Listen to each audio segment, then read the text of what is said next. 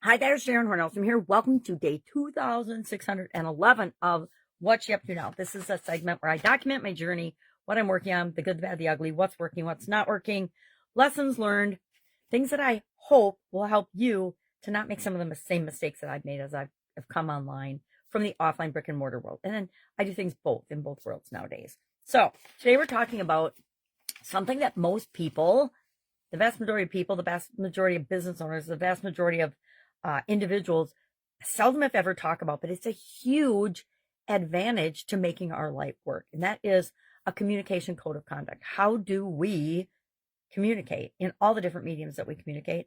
Or how do we communicate for our business? We talked about in Supersize Your Business today. And I shared that the secret component of our communication code of conduct, or any code of conduct, is our personal moral code or our business moral code. And there's 6 components to a code of conduct that we want to consider as we're writing our own.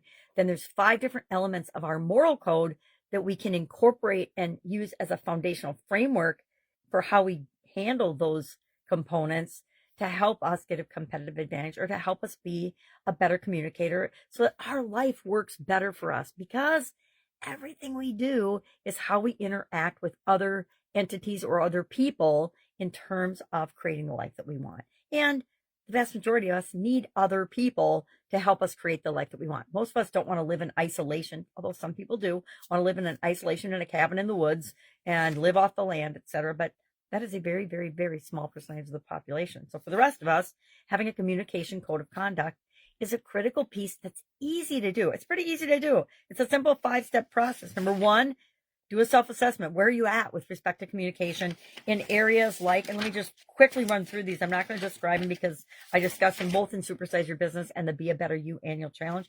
So if you want to create a communication code of conduct for yourself personally, go check out the Be a Better You annual challenge post for today. If you want to do it for your business, go check out Supersize Your Business's post for today. And the 6 elements are clarity and precision in your communication. Respect and courtesy is number 2. Number 3 is active listening. Number 4 is constructive feedback. Number 5 is empathy and understanding. And number 6 is nonverbal awareness. Are you aware of your nonverbal cues and how people respond to them or don't respond to them? Then what are the 5 components of our moral code with respect to communication? Number 1, honesty. Number 2, accountability. 100% responsible for everything we say and do and the words we choose and use, and how that affects other people. Because we could always say things in a different way, etc. But we're responsible for putting it out there, and then the reaction people give, and then changing it up, or tweaking and testing and figuring it out. Transparency. How transparent are we in our communication? Some people are super duper secretive, right? And very non-transparent. Other people are like saran wrap, right? You can see right through them. Kindness and compassion is the 4th component, and the 5th is consistency. How consistent are you? And I always like to look at these and ask myself on a scale of 1 to 10, where am I at right now? Because it changes over time based on what's going on in our life. If you've had me personally, when I have had a big hurt or a big disappointed in a relationship or communication, that will cause me to pull back the amount of transparency that I'm showing sometimes. And I just know that human nature, for me, that's how I respond. Other people are different. Some people, when they have a big hurt, are very open and honest and transparent and forthcoming with how it impacted them. We all process things a little bit differently, and it's up to us to decide what's right for us. But when you take this moral code and you incorporate it into your communication code of conduct, everything changes in a positive way. Of course, there'll be little bumps along the way as you're tweaking and testing and figuring it out and making it a habit for you.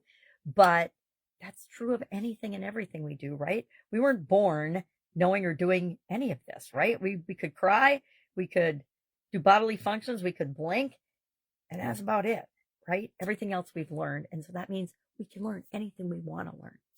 All right, that's all I've got today. Tomorrow we are starting on the ideance process, the process that we came up with for this year's annual challenge, the Be a Better You challenge. So I'm challenging people to think about what is the number 1 area of communication that you want to work on this year, that you want to see your goal achieved in.